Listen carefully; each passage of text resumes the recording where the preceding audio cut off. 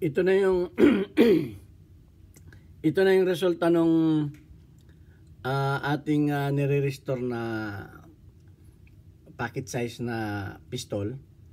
At makikita natin siya. Ito ay first coating ng first coating ito ng itong ginamit natin na paint primer. Ito na yung paint primer na ginamit natin. At ngayon ito ay tuyo na, ay gagamitan naman natin ito ng ng ceramic coatings. Ito na yung pang last na coating natin.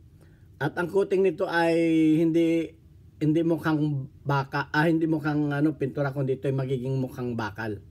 Dahil ito ay pwede sa mainit, pwede ninyo itong gamitin sa tambutso, sa mga mainit na hanggang 2000 Fahrenheit ang kayang resistance nito. At ito ay rusted quality, rust oleum. So, ilang beses ko na rin itong ginamit. At tingnan natin ang magiging resulta nito pag ito na-sprayan natin.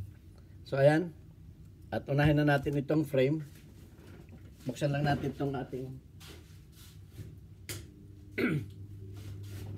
okay, binuksan lang natin yung ating exhaust fan.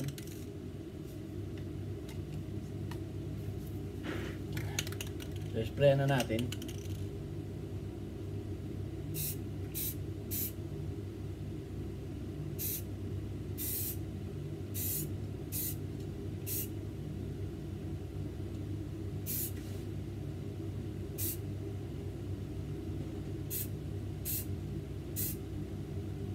Dapat manipis lang ang pag-spray nito. Yan.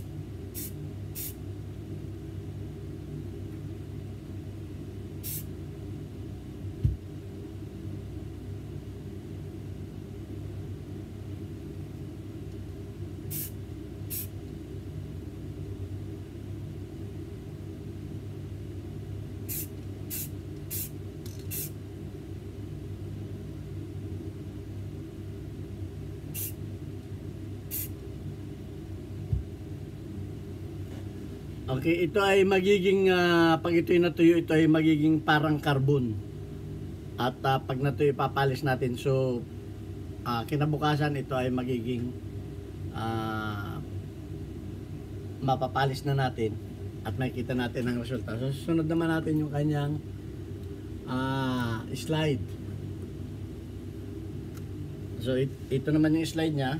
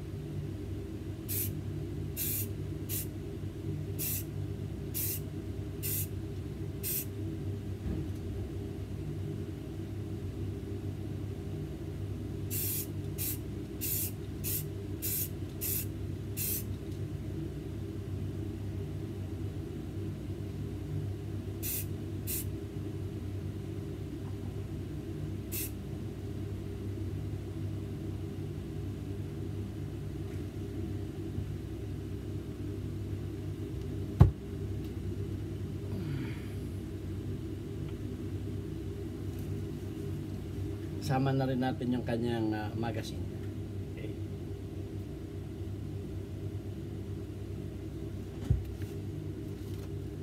So, tayo ng gloves. Kasi pipintahan natin yung ilalim.